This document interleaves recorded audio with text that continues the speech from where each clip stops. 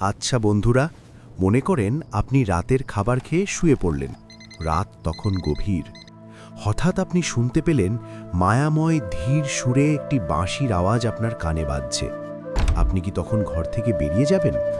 যদি বেরিয়েই যান, তাহলে আপনি আর ফিরে আসতে পারবেন না। হ্যাঁ, আমি বলছি আফ্রিকা মহাদেশের একটি গ্রামের কথা, যেখানে প্রায় এই ঘটনা ঘটে থাকে। প্রতিটি গ্রামের নিজস্ব গল্প থাকে। কিছু গল্প হয় সরল, কিছু হয় জটিল, কিন্তু এই গ্রাম, এর নাম হয়তো আপনি শোনেননি। এর গল্প শুনে আপনার রক্ত হিম হয়ে যাবে। এখানেই পা রেখেছিল এক নতুন শিক্ষক, যার জীবন বদলে দিয়েছিল রাতের এক রহস্যময় সুর। প্রতিদিন রাতে যখন গ্রাম গভীর ঘুমে তলিয়ে যেত, তখন এক অদ্ভুত হৃদয় বিদারক সুর ভেসে আসত।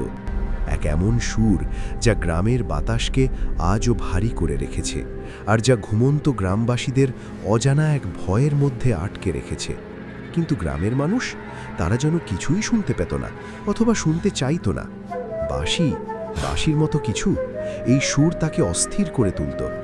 শিক্ষক বুঝতে পারে এই গ্রামের নীরবতা শুধু শান্তির নয়, এটা এক চাপা আতঙ্কের নীরবতা।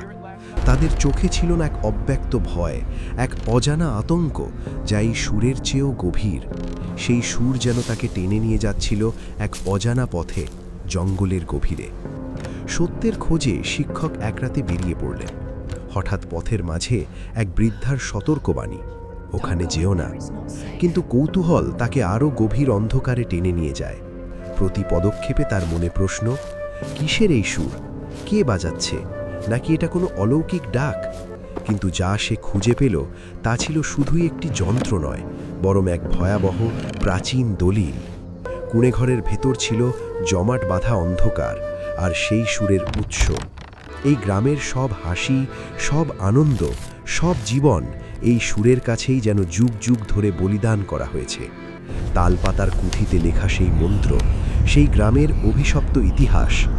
এই সুর শুধু বাজনা নয়, এটা এক প্রাচীন অভিশাপের ধারক।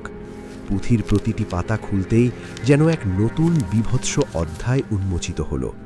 যারা এই সুর শোনে, তাদের আত্মা ধীরে ধীরে শুষে নেওয়া হয়।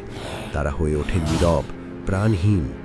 এক জমিদার অথবা তার চেয়েও প্রাচীন কোনো অশুভ সত্তা গ্রামের আত্মাকে যুগে যুগে বন্দী করে রেখেছে। আজও সেই নিঝুম রাতের বাজনা বেজে চলেছে। শিক্ষক বুঝতে পারে গ্রামের মানুষ কেন এই সুরের কথা বলতে চায় না, কারণ তারা জানে একবার শুনলে আর ফেরা যায় না। এই প্রশ্নটা আজও গ্রামের বাতাসে ভাসে, আর ওই বাঁশির সুর, সে হয়তো আরও নতুন কোনো আত্মাকে ডাকছে। সেই শিক্ষক, সে কি সেই অভিশপ্ত বাঁশির সুর থেকে মুক্তি পাবে, নাকি সেও হয়ে উঠবে এই গ্রামের নীরব ভুক্তভোগীদের একজন?